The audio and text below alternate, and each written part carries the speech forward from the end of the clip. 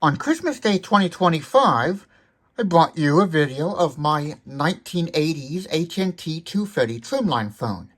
This is one of the ones it has evolved into, a 2022 AT&T 213. That's 213, while the other one was 230. This is the senior-friendly model for those who want a visual ringer and large buttons, so they can easily see the phone. Then there is the AT&T 210, which is the direct successor to the 230. That would have the 3 emergency buttons at the top, and then these buttons would be at the bottom, I believe in this order: flash, redial, mem, and then the switches would be in the same order. So your ringer volume, which is in the receiver now instead of a bass, a program mute button, and the tone pulse switch. This being 2019 or later, it has the newer version of the all caps logo. And of course, the classic switch on the side for the earpiece volume. That actually makes my AT&T, my Southwestern Bell and AT&T 230 have the ringer in the base. So this is actually only my second slim phone to have the base used only for cord routing or batteries if this were a caller ID phone, which this isn't. AT&T, I believe, did have some caller ID models in the 2XX number scheme. So the 213 is basically a 210, but it has a visual ringer, large numbers, and lacks the emergency buttons. So this, I believe, would have had the same size speed dial thing, page, but actually, it would have had 3 speed dials less. And I'm not sure if it would have had the spot where you write your phone number. This phone was given to me by a friend of Dad's, different than the friend who gave me the 230. So the story there is, those friends, their Trimline phone was not working, and the problem was simple. They just needed to plug it into their Verizon Fios box. We actually have a few friends who use Verizon Fios. And they apparently didn't do that. Instead, they were going to give that phone to me, but they had, I guess, discarded it already. So instead, they bought me this brand new one on Amazon. So this only has 10 speed dials, and when I said the 230 has 13, I meant to say 12, because there is no speed dial 0. This functions basically like the B&O phone, so they've started using this software tones since the early 90s. So press program and it puts it on mute. Press any other key, it goes off mute. And then I can store something. So let's say I want to store a voicemail, that would be program, mem, slot, number, program to save. And then you can change your ringtone by pressing program, pound, 3 for tone 1, 6 for tone 2, 9 for tone 3. Although actually, that's what it says, but you can actually use all of the numbers on a given row for the tone. So 1, 2, or 3 is tone 1, 4, 5, or 6 is tone 2, 7, 8, or 9 is tone 3. So now let's take a listen to the tones on this phone. Okay, so I plugged that feed in. For convenience, I have that as my last jack on my splitter. That feeds into 3 jacks on here, so then I could plug not just 1, but 2 phones in on that 5th jack. So the desk is at 6 phones on that line now, as of 2024. Completion of the remodels. And then I unplugged the 9344, which is the 2nd phone on there. This is actually plugged into my HP printer down on the floor, because I play with the fax on that sometimes. With FreePBX, I can do faxing. So now let's take a listen to the tones. Here's tone 2, the default. Oh no, that was actually tone 1.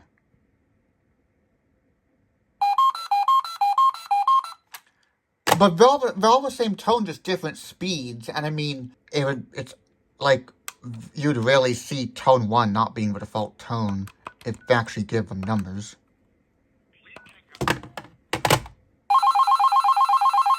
So that's the ringer we all know and love. And that's obviously what they still use today. Again, they started using this in around 91, I believe. Although, since that is, I believe that's when the modernized design, if you will, of the 230 came out. That's what I have at my grandparents' house. They used to have one of those. Now that's in my sort of collection over there that I play with.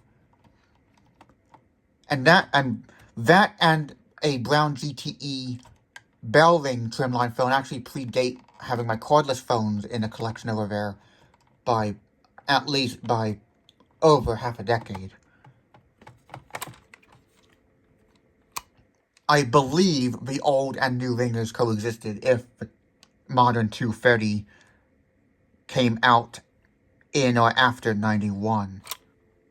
Because that still used the old tones. Okay, now for fast, I guess slow, medium, fast is a better way to do it instead of tone 1 for free.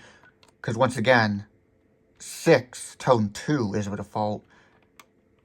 Or you could call it 1, 2, 3, so 2, 3, 1.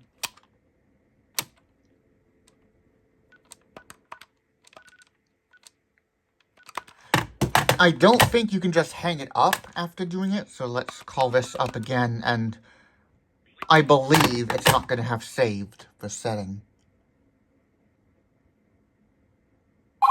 Oh, it does. Okay, so you don't actually have to. So if you just hang up here, I didn't press program, but now this should be, in fact, on the toner selected. And yes, it is.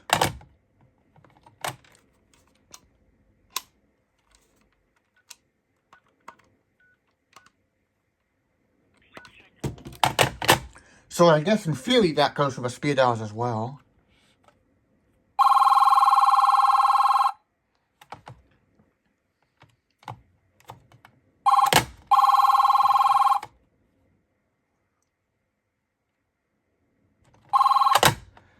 And actually, I'm not sure if this was in the view, but you may have noticed that on the slow tone, you could actually tell the visual ringers flashing, but on the other tones, you could not hear it flash. And actually, when the ringer's off, you can still hear the ringer faintly. So actually, let's do this again. Let's put this on tone 1.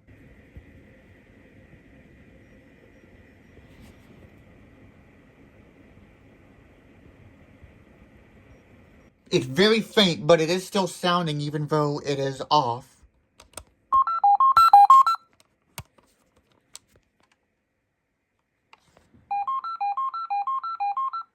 So that's how it flashes on tone 1. Now we're going to set it to tone 2, the default.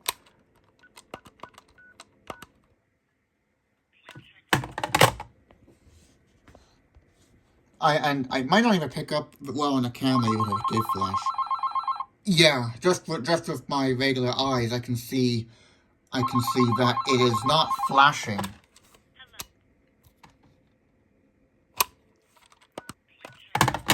And now, tone 3 is definitely not going to flash.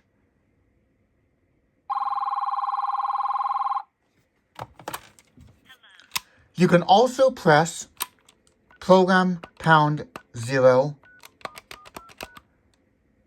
to turn the ringer off.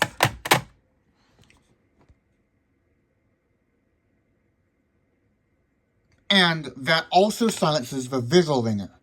Now I'm going to plug the 9344 in, and you'll see that the line is ringing, just this phone isn't ringing.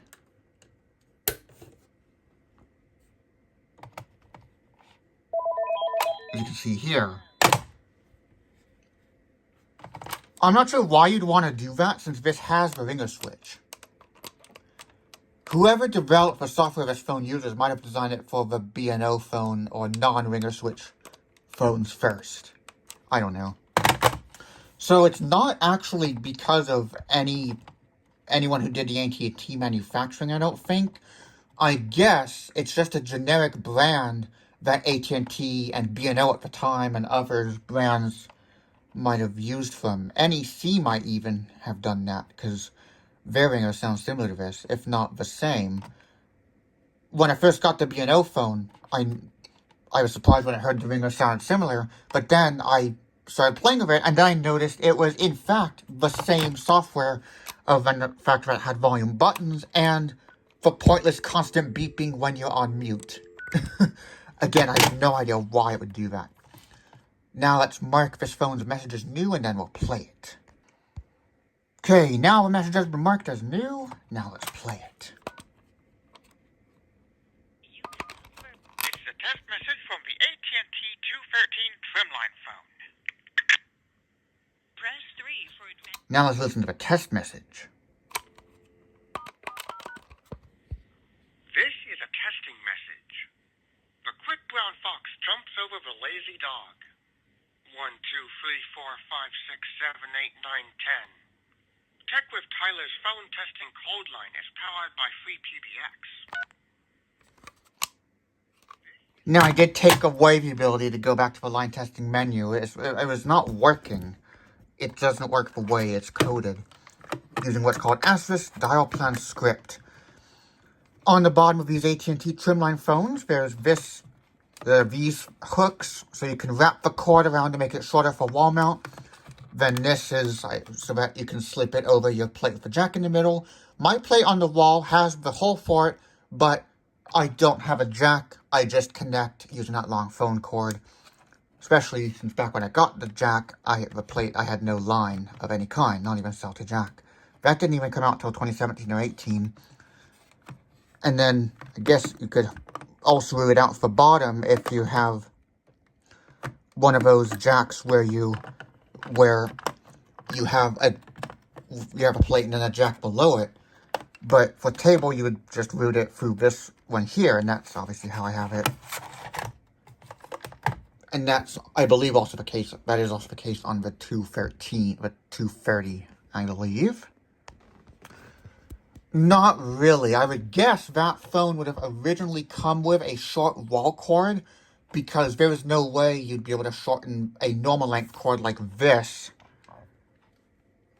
in order to get it to go on a wall. Because now this just comes with one phone cord and just things you can wrap it around to make it easier to use.